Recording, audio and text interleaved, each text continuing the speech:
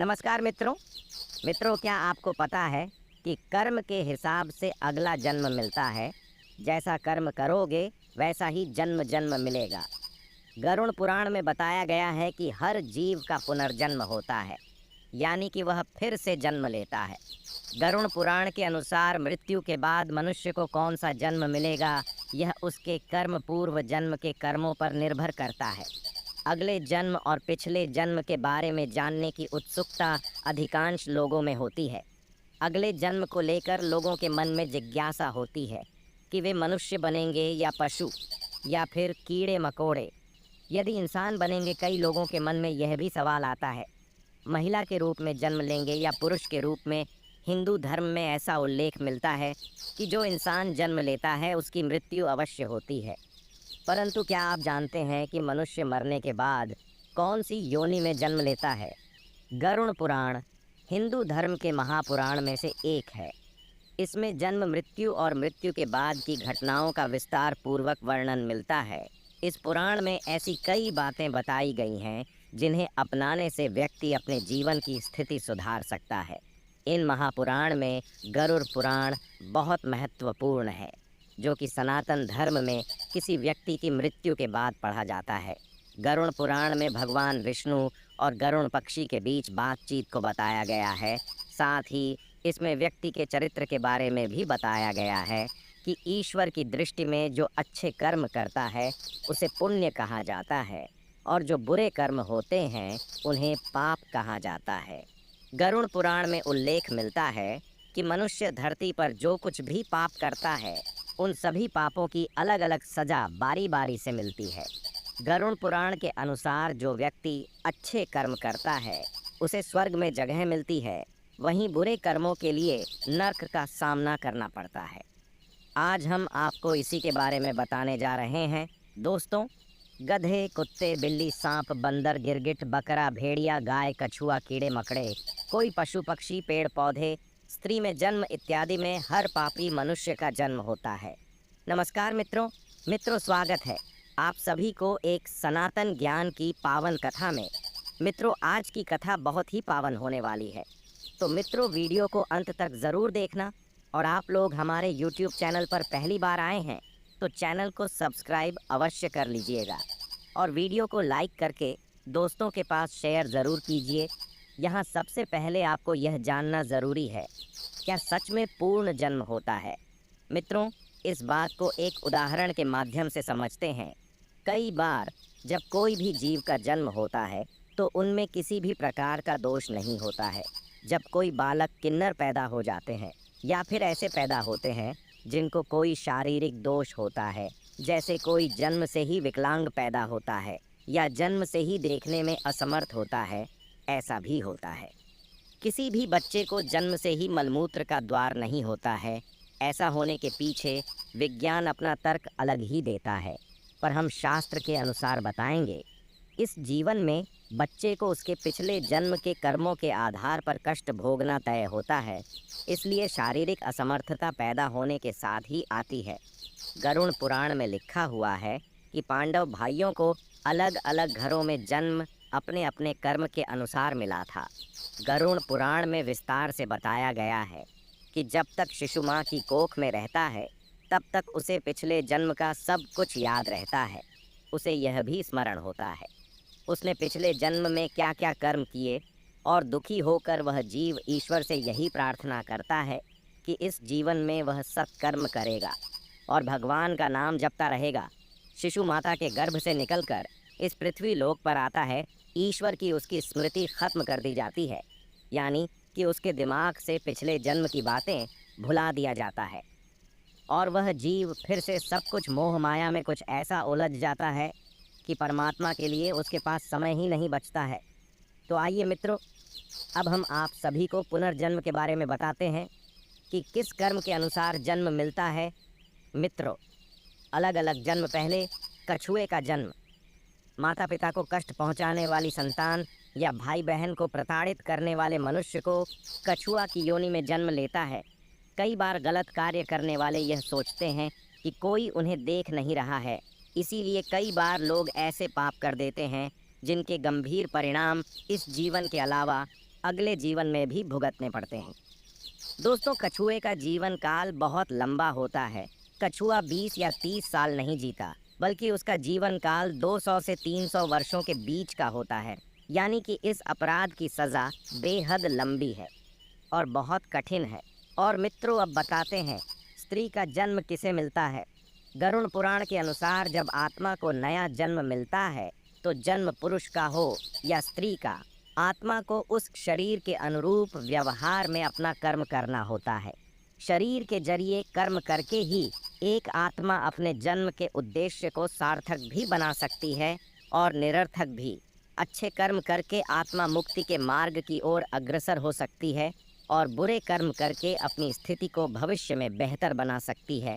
यदि कोई पुरुष महिलाओं वाला आचरण करता है, स्वभाव में महिलाओं वाली आदत ले आता है, तो ऐसे पुरुषों को अगले जन्म में स्त्री का रूप मिलता है।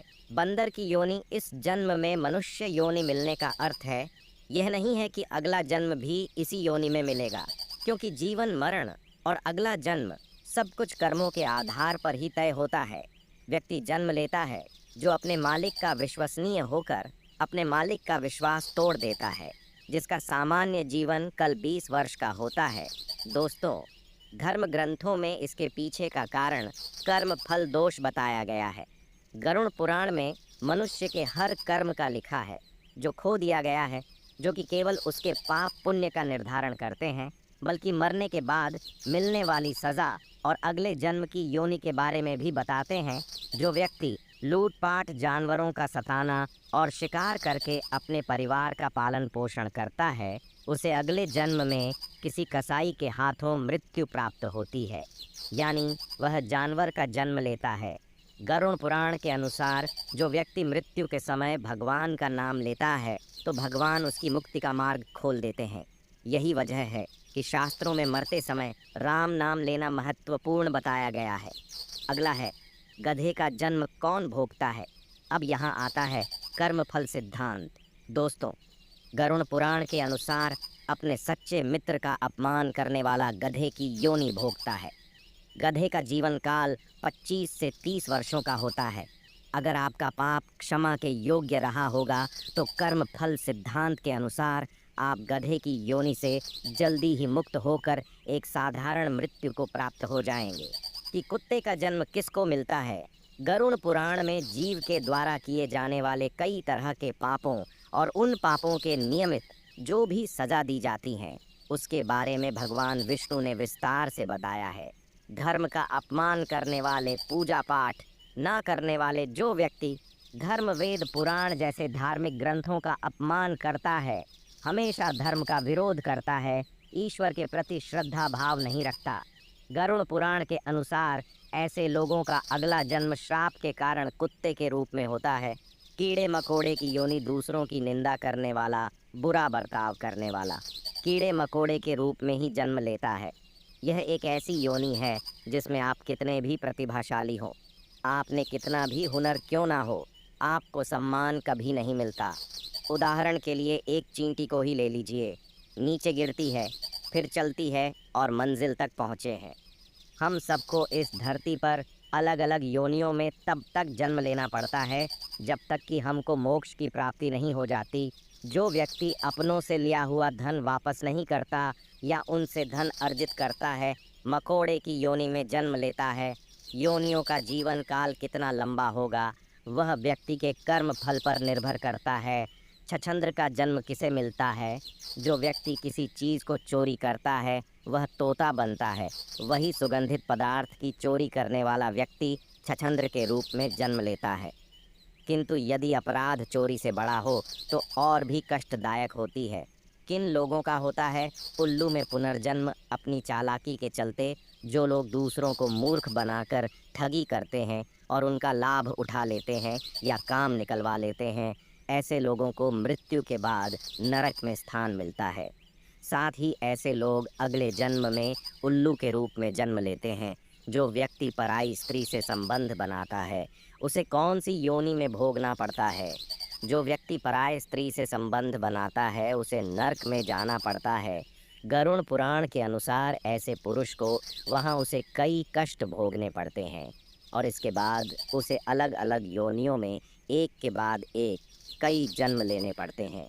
वह सबसे पहले भेड़िया बनता है, फिर एक कुत्ते के रूप में जन्म लेता है, उसके बाद सियार, फिर गिद्ध, फिर सांप, फिर कौवा और अंत में बगुला बनता है। इन सब योनियों के कष्ट उसे फिर से मनुष्य करने की प्राप्ति होती है। ऐसी शादीशुदा महिला जो किसी गैर मर्द के साथ संबंध बनाती है, उसे नरक की यातनाएं भोगनी पड़ती हैं। और ऐसी महिला अगले जन्म में छिपकली, सांप या चमगादड़ के रूप में जन्म लेती है। लेकिन जो व्यक्ति किसी स्त्री के साथ ज़बरदस्ती संबंध बनाता है, उसे तो नरक भोगने और कई योनियों में जन्म लेने के बाद मनुष्य योनि में किन्नर के रूप में जन्म मिलता है। गाली गलौज करने वाले को कौन सा योनि मिलता है? दोस्तों, माना जाता है कि कंठ में माँ सरस्वती वास करती हैं। इसलिए जिन लोगों की वाणी में मधुरता नहीं होती और जो दूसरों को बुरा भला कहते हैं या हमेशा गाली गलौज करते हैं, गरुड़ पुराण के अनुसार उनका अगले जन्म बकरे के रूप में होता है।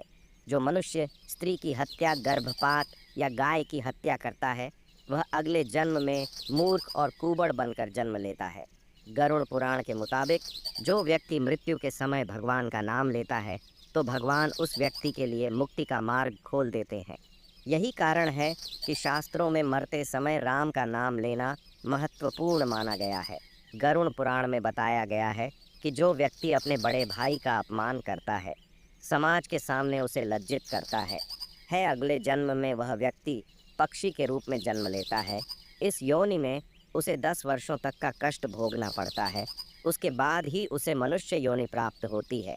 गरुड़ पुराण के अनुसार दूसरों के लिए अच्छा सोचने वाला, धर्म को मानने वाला, धार्मिक, खुद पर विश्वास रखने वाला, पशुओं से प्रेम रखने वाला, माता पिता का आदर सम्मान करने वाला, अपने गुरु के द्वारा बताए गए मार्ग पर चलने वाला जीव आत्मा स्वर्ग में जाती है और अपने लिए मोक्ष के दरवाजे खोल लेती है।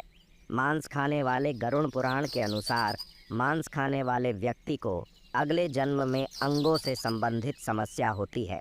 मदिरा या शराब पीने वाले के दांत काले होते हैं और जीभ के स्वाद के कारण ना खाने वाली चीज़ों को खा लेने वाला ब्राह्मण जलोद पेट में पानी भर जाने की बीमारी के चलते पेट फूलना बनता है। दूसरों का ध्यान किए बिना मीठा खाने वाले को गले से संबंधित बीमारियां रहती हैं। श्राद्ध के समय में अशुद्ध दान देने वाले लोगों को कुष्ठ रोग होता है।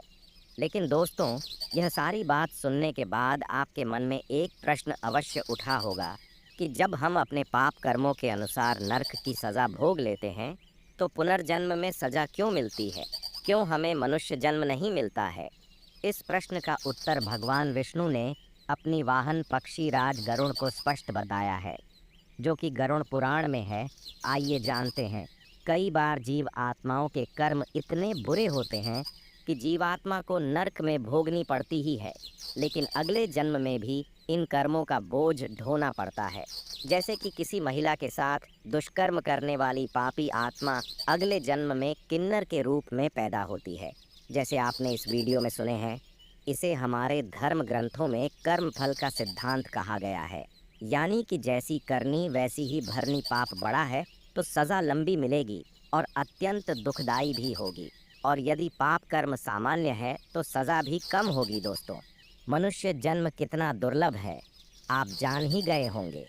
मनुष्य की योनि में जन्म लेना चाहते हैं या जीवन मृत्यु के इस कर्म चक्र से निकलना चाहते हैं, तो इस जन्म में अच्छे कर्म और ईश्वर की भक्ति करें। अभी तो आप मनुष्य योनि में जन्म लिए हैं, इससे पीछे आपका किस योनि में जन्म हुआ था? आइए इस पर विस्तार से जान लेते हैं। जाति स्मरण के प्रयोग के लिए ध्यान को जारी रखते हुए आप जब भी बिस्तर पर सोने जाएं, तब आंखें बंद करके उल्टे क्रम में अपनी दिनचर्या के घटनाक्रम को याद करें। जैसे सोने से पूर्व आप क्या कर रहे थे, फिर उससे पूर्व क्या कर रहे थे, और भी गहराई में जाएं और देखें उससे पूर्व आप क्या कर रहे थे। तब इस तरह की स्मृतियों को सुबह उठने तक ले जाएं। दिनचर्या का क्रम सतत जारी रखते हुए मेमोरी रिवर्स को बढ़ाते जाएं। ध्यान के साथ इस जाति स्मरण का अभ्यास जारी रखने से कुछ माह बाद मेमोरी पावर बढ़ेगा। वहीं नए नए अनुभवों के साथ पिछले जन्म को जानने का द्वार भी खुलने लगेगा। मित्रों, यह साधना कठिन ज़रूर है, लेकिन योगाभ्यासी के लिए सरल है। सम्मोहन क्रिया से भी पिछला जन्म भी हो सकता है। दोस्तों, अलग अलग धर्म के लोग अलग अलग तरीके से पिछले जन्म जानने की कोशिश करते हैं। मित्रों, हमारा आज का प्रस्तुति कैसा लगा कमेंट करके अवश्य बताइएगा।